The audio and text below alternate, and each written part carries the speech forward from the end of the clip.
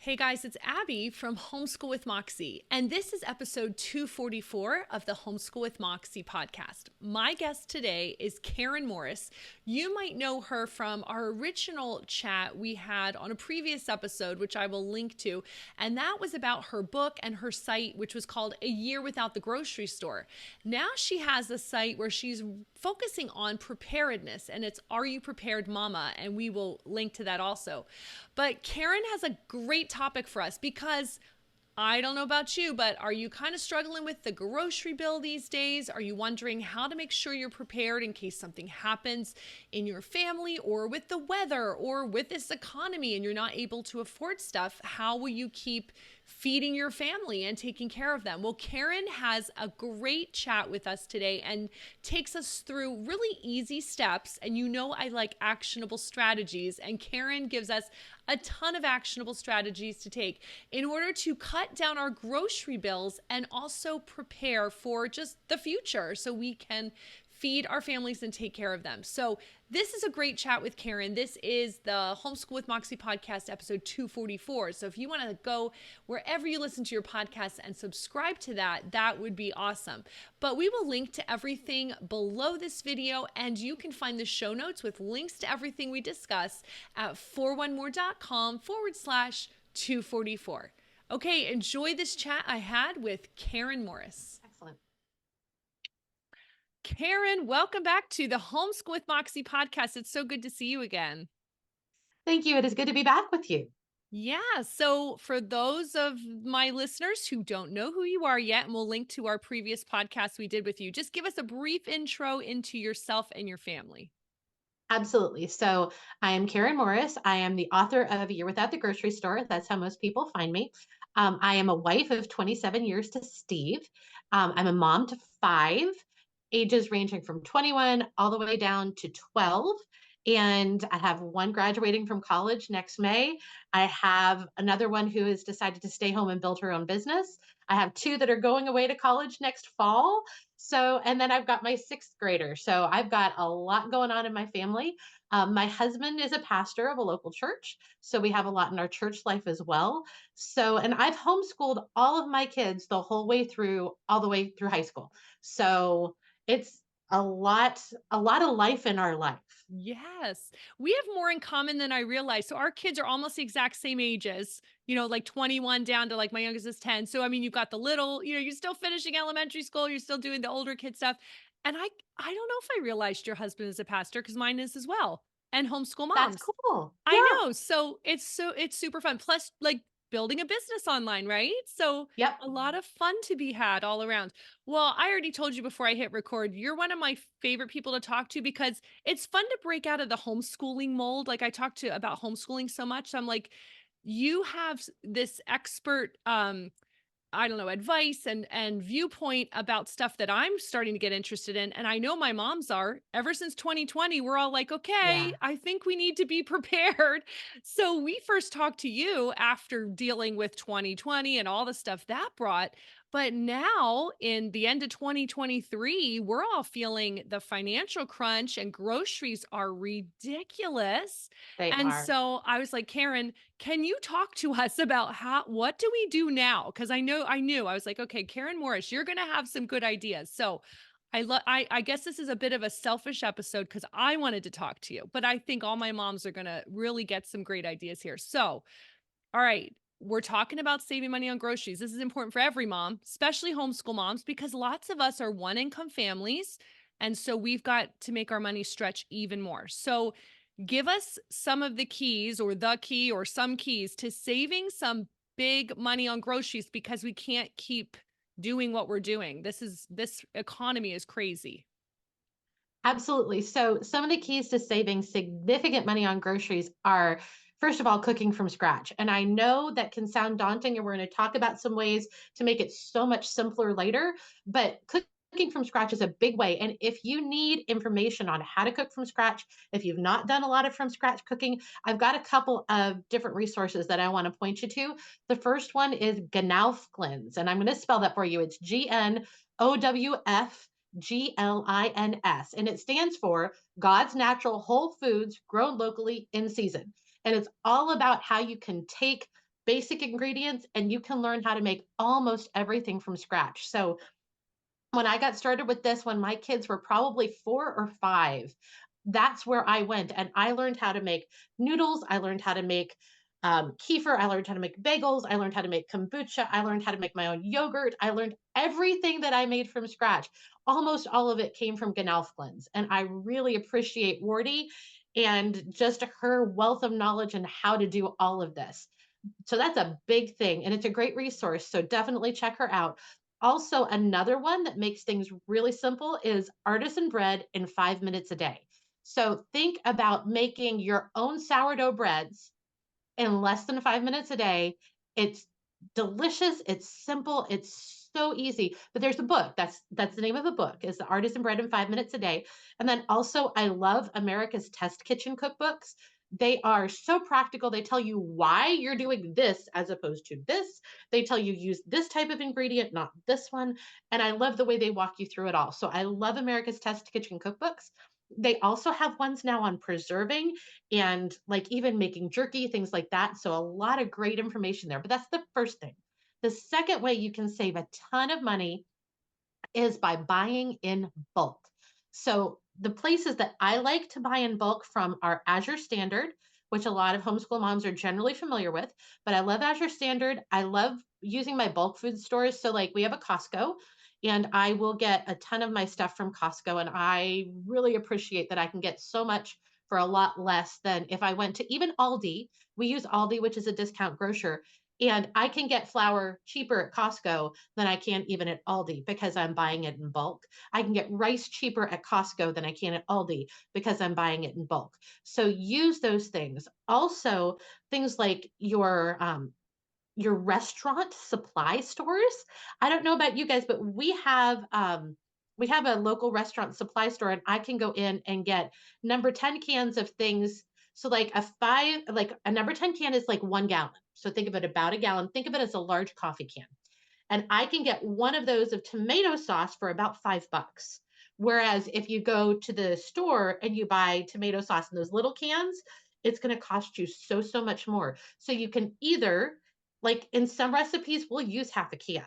Or in some, like, so we'll do back to back recipes that use that, or we'll freeze it in smaller increments. And then that way we still have it.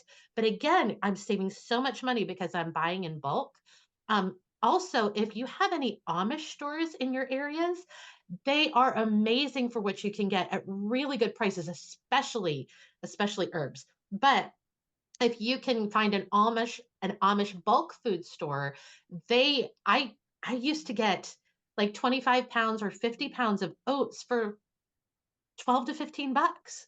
So that's another great place. And then there's also other types of online co-ops like you can get from Wheat Montana, and there's a couple other co-ops that you can do, but that's another way is you can buy in bulk. So I think those are the two that I would most highlight as being the best ways to save money.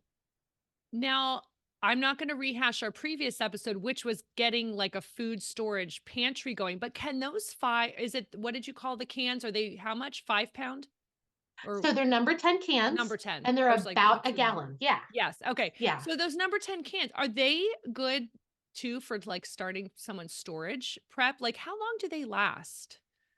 So you're going to get the same types of expiration dates on those that Okay. you're going to get on other things. And what I have discovered is that some types of products, even in cans, store better than others. Hmm. So, like for example, recently we're making something we call Chinese surprise, and so we went downstairs to our storage room, and my daughter brought up 4 cans of pineapple, and she's like, "Mom, Mm. these were expired like 2 years ago." And I Ah, said, well, let's open them, let's smell it, yeah. let's see. And Yeah. they were still great. Nobody got sick, not a Mhm. problem. They weren't, Mhm. if they're bulging, we obviously wouldn't have used them, but it didn't smell off. It didn't taste off when you stuck your finger into the juice. Mhm. But on the other side, we've had pumpkin, like cans of pumpkin that we've only had for a year, and they weren't too far past their expiration date, and they start to leak and seep. Hmm. So, and I noticed that regularly. So some things store better than Mhm. others, Mhm. but for the most part, even past their expiration date, I will still use certain things if Yeah. they're not bulging, they Yeah. smell fine, and just sticking my finger in it, they taste fine. Okay. Okay, that's helpful. Now, I am one of these moms that when you said cooking from scratch, I'm like, okay, are you kidding me? Like, I have got too many things. This sounds impossible. Although it's very tempting. And I see a lot of friends online doing the sourdough starter, and I'm like, oh, maybe I need to get into that. But how do busy moms, homeschool moms, how are we supposed to find the time to cook from scratch? Absolutely. So let me give you a couple of suggestions because I've been there and I get it. Um, One of the things that you can do is once a week or once a month bulk cooking. Hmm. So you would either cordon off part of a day, or you'd, if you want to do a monthly bulk cooking, you'd cordon off a whole day, gather all the troops, you'd make sure you have your recipes ready, and you can cook for like 5 days a week, 4 weeks Hmm. in one afternoon or a long day cooking session. So Hmm. you can do that. That frees you up during the week. That frees you up during, that way you're not having to cook from scratch then. So that's one way of doing it. Another way you can do it that we have done a lot of is we cook once and we eat 2 or 3 times. So let me give you some examples of that. So, like, we will make a pot of chili, but we never eat the whole pot of chili. So then what we do is we'll do baked potato bar the next day with chili. And then we'll do hot dogs. We'll do chili dogs and like Fritos. And so we take that one meal that we've made and then we use it 3 times. So that way you're only really cooking once, because how hard is it to poke holes in potatoes and stick them in the oven, and cooking hot dogs is not hard either. Hmm. So you're cooking the once and you're using it several times. Another thing that we have done so that we have it still tastes, even though it's frozen, it tastes more fresh than using like chili to make three things. Or actually, let me give you another couple examples of that before we go on. So, rotisserie chickens. If you purchase a rotisserie chicken, you can use that for chicken and rice casserole. You can use that for barbecue chicken pizza, and you can use that for chicken noodle soup. So, you're taking that, and not only are you saving time, but you're also saving money because you're using this one thing a couple of different ways and you're stretching it. Hmm. Another one that we do is we do something called Mexicali pie. So it's like black beans, kidney beans, hamburger, taco seasonings, chili, rice, all of it in one big pot. And then we'll take that, and then the next night we make enchiladas. So we take what's left over, we roll them up in tortillas. If you can use enchilada sauce, my kids prefer queso, so we'll cover it in queso, stick it in the oven, and that's your next meal. And it's taking you all of 5 minutes to make. And then sometimes, if there's more left over, we can take and we can put that in hard tacos and we can heat those in the oven, and then you can top that with lettuce, tomato, pico, anything else that you want, but you're only cooking once and you're eating 3 times. So that's really helpful. But the other thing that I did a lot of, especially when I was having kids and I didn't have a big support system to help me after having kids. So I would like make one meal, take one meal and cook 3 times the ingredients or 2 times the ingredients. So, like, if I was making a chicken and rice casserole, then I would take and make up 2 or 3 of them. I would put them in the disposable aluminum pans and I would freeze them. Hmm. So that way, I'm only cooking once, but I can eat 3 times. And it doesn't take all that much longer to cook 3 times the chicken as it does once the chicken, 3 times the rice, once the rice. So it doesn't take all that much longer.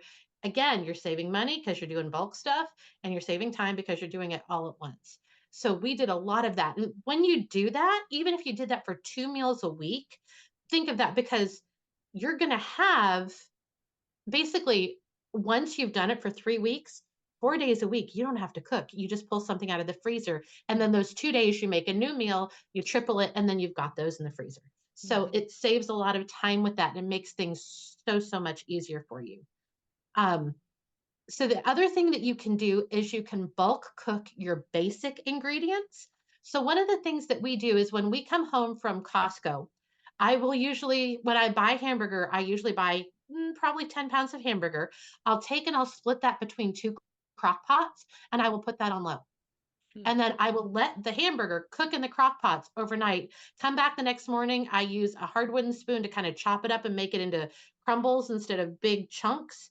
and then I will let it cool and I put it in Ziploc baggies and put it in the freezer. It's taken almost no effort, but because I'm bulk cooking the food, then when I go to make chili, literally all I have to do is grab the a package of hamburger that I've already browned out of the freezer and I use it at the chili. So Yeah. it makes it a lot easier when we're doing that. But bulk cooking those ingredients helps a whole lot as well.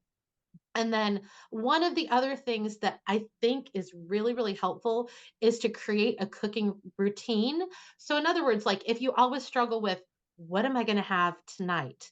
So, tell yourself, okay, on Mondays, what we're going to do is we're going to do a Mexican dish. And on Tuesdays, we're going to do a chicken dish. And on Wednesdays, we're going to do an American type dish. And that will also help with that. Or something similar to that that will help you as you're going forward is you can create a cooking routine. And what I mean by that is maybe Mondays you do meat preparation for the whole week. So if you know what's coming that week, you can say, okay, I know I need this much hamburger, I need this much chicken, and you do that on Mondays. So you're not having to assemble everything, but you're doing that little slice. And then on Tuesdays, maybe you do food prep that you can for the rest of the week, like assembling casseroles or things for later in the week. Wednesdays, maybe you're going to do your baking so that you have either the bread or if you want to make your own tortillas or anything else that you want to bake that you need for later in the week, you could do that then. So having that routine also really helps saving you on time. And everything you're saying, it just takes a tiny bit of preparation and then it saves so much time. See, that's my hard thing is like I just need to make myself do that tiny bit of prep, right? And I feel like I've been through seasons in my life where I did much better at this and I need to do Right. better again, right? Like there were times I was doing like the whole freezer cooking and then it's like I don't know why I stopped because it's very helpful. So I love this. Okay. You're giving me ideas and I know what I'm going to do after we're done and get ready. I got to have a cooking day here on my calendar soon. Now, all of what you've mentioned is going to, well, saving us time, saving us a ton of money, but it's also helping us with what you call preparedness principles or preparedness. So tell us what all of this has to do with that topic of preparedness, because I think we all realize we really do need to like buckle down in this area too. Absolutely. So the really cool thing is when you buy in bulk, it allows you to have enough in reserve for lean times. When I teach on food storage, I explain that food storage is like a savings account for your food. So you've got a savings account for unexpected expenditures, but this is a savings account for when you might not have enough money to buy the things that you need. So it's another type of savings account and it helps you with that. So when you're purchasing in bulk, you have extra on hand for when you need it. And that's really what preparedness is just being ready for life's little and big hiccups that get thrown at you when because you've taken the time to have a little bit extra, then you don't have to panic and it gives you really that peace of mind. And so having that bulk really does help. Also, if you're buying in bulk and you repurchase when you get to down to about half of your original, then you know that you're always going to have enough to make it through. It's kind of like that principle when my kids were a lot younger and I was couponing, which is how I got into preparedness. What I would do is I would make sure, like if we were using one jug of laundry detergent, I always make sure I had a backup because that way when the first jug's out, I move the second jug up and I purchase another one.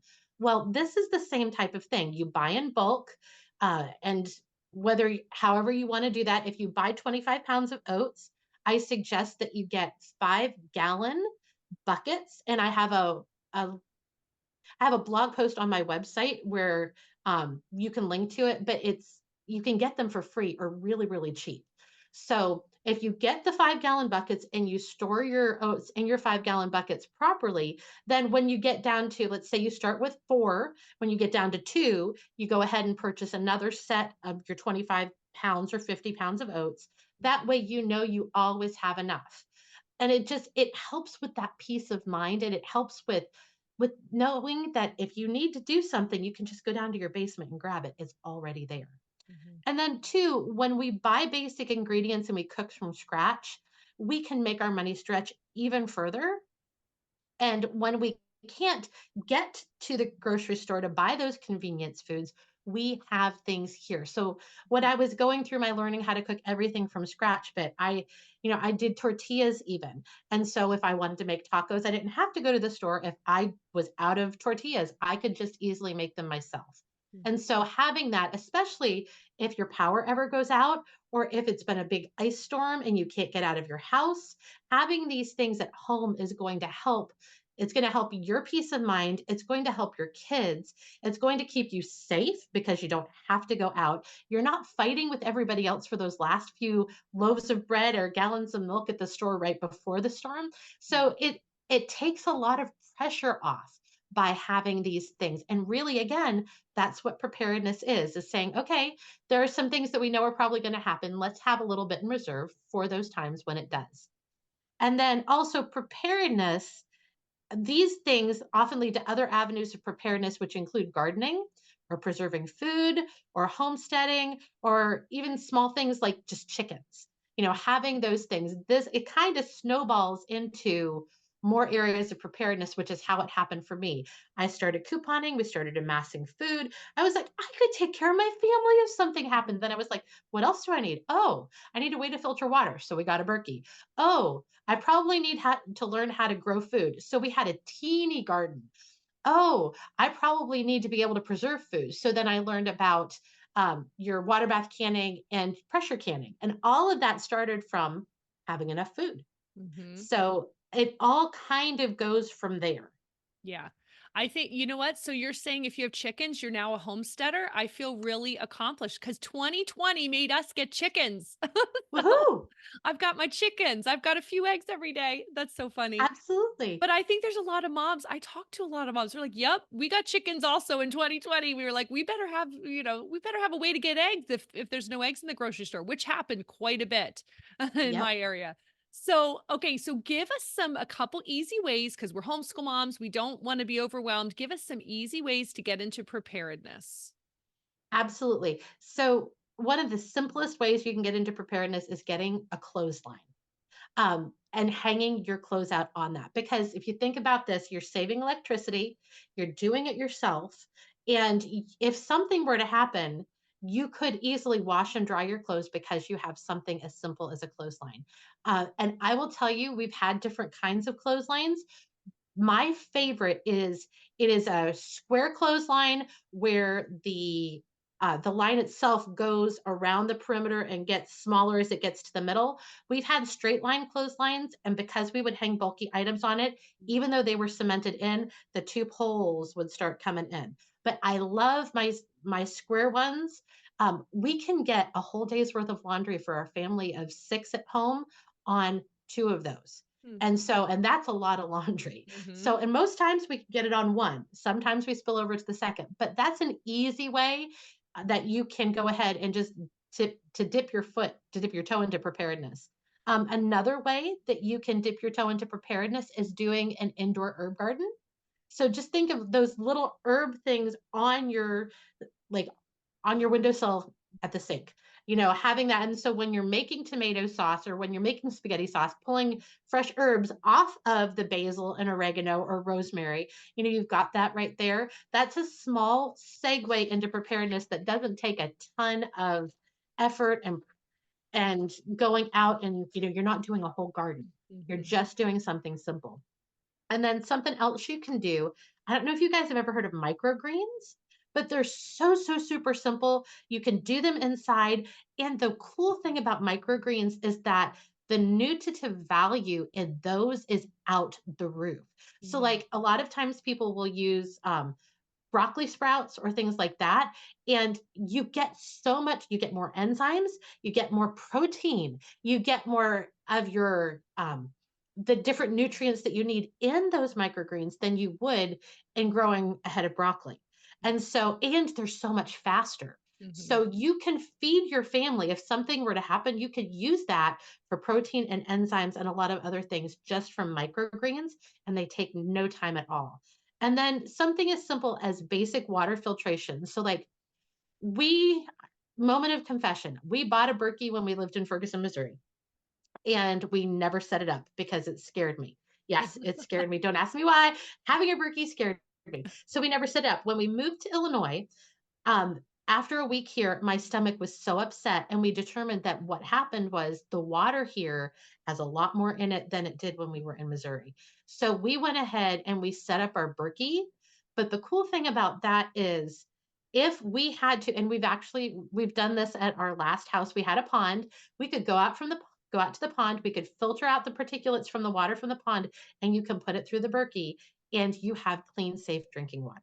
Hmm. So having something like that on hand, it looks normal. A lot of people have water filters, so you don't look crazy, but at the same time, you can take care of your family if you had to get water from an alternate source. Yeah. So that's another really easy one. And something else that a lot of people are getting into, and there's great little tools to do it, is composting. So if you're going to do any kind of gardening at all, there's these little compost, literally, it's like a wheel and you turn it and you put leaves in there and it makes compost for you. So those are some really simple and easy ways that you can get into preparedness just a little bit more so that you Mhm. can decide if, you know what, I want to keep going down that rabbit hole. Good. Okay, so those are not too scary. I love that. Now, tell us about your prepper planner. So, when this episode goes live, we are going to be at the end of December. People are thinking of their planners for the new year. What do you have over there on your website? Absolutely. So, one of the things on my website is called the 2024 Prepper Planner. You can either get it on my website, which is AREYOU preparedmama.com, or you can get it on Amazon. You can also get it on a website called Lulu, LULU.com. Lulu has spiral bound. That's why I point that out. Amazon, it's paperback. And what it does is it not only is it a planner, and I've had people say, I can use this for homeschooling stuff too, Mm. which is really cool. But the thing that sets the prepper planner apart is that at the beginning of every month, I break preparedness down into three different areas. And I give you something to learn, something to do, and something to buy in each area of preparedness. That way, even if you don't have money, you can still be moving your preparedness forward by learning and doing. And they're simple things, they're easy things to do. And you can say, okay, I want to do just one area, or I want to focus on all three. But this way you don't have to go, what am I going to do to prepare? I don't know what comes next. How am I going to take care of my family? This has it right there for you. It also has an in the garden section and an on the homestead section. So if you have a garden, what should you be doing in different zones that month? And an on the homestead section, what are different things that you can be doing on your homestead that month? So all of those are in there. And then at the end of every month, I give you a food storage recipe. Now, the reason it's food storage is because it can be made with all shelf stable ingredients. So, Mhm. when I teach food storage, either on my website, in my book, or we're coming out with a class in January, I teach you what is shelf stable, and then I teach you to create a menu. It's a 7-day menu, Sunday through Saturday, and breakfast, lunch, and dinner. And all you're going to do if you want to do short term food storage is replicate that menu for however many weeks. If you want 1 month of short term food storage in your house, you'll do it 4 times. And so, what I do in the prepper planner is I say, okay, here's a recipe made with all shelf stable foods. If you want to do this 1 month, I give you how much you need of everything to do it for 1 month, or 2 months, or 3 months. And I always cap it at three because you really shouldn't have more than 3 months of what I call short term food storage in your house. So, but it's all there for you. You don't have to sit down and do the math. You've got the recipe and the ingredient and the directions, how to make it once, and then what you need if you want to make it more than once. So, all of those are in there. It also has journal pages, which I think are really important. What happened last week that I'm thankful for? What memories did I create?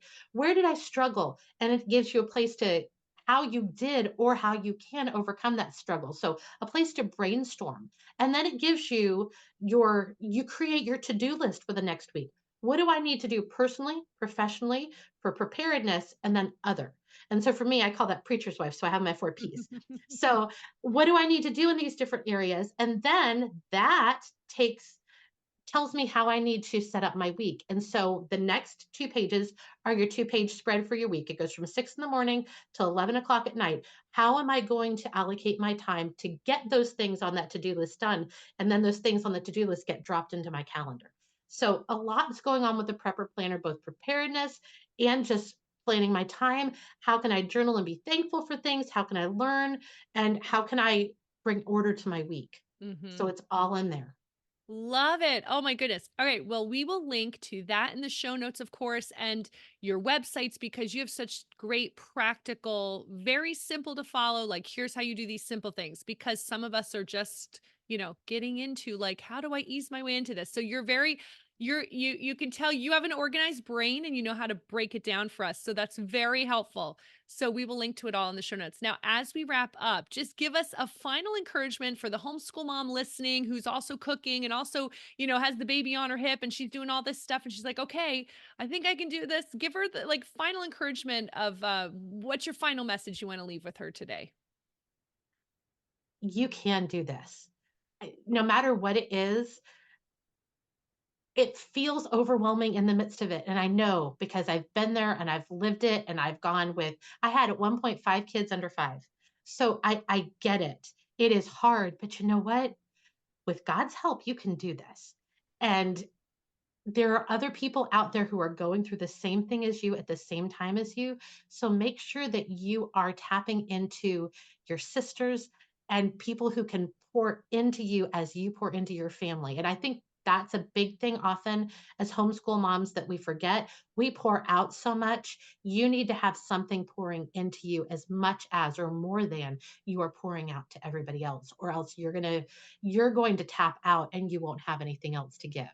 So that would be my word of encouragement. So true. So true. Now we're going to link to everything, but what's the easiest place for people to find you online? AREYOU preparedmama.com. Awesome. Karen, thank you so much. I appreciate you joining us today. Thank you. I had a wonderful time.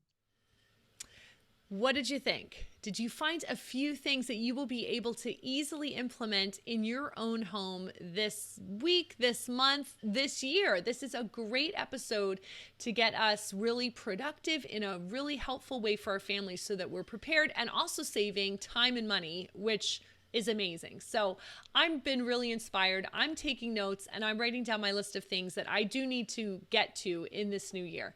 So if you're also feeling the same way, be sure to head on over to the show notes at 4onemore.com/244, where we will link to the prepper planner and everything else that we discussed with Karen. Don't forget to subscribe to the podcast wherever you listen to your podcast. And in the meantime, happy homeschooling.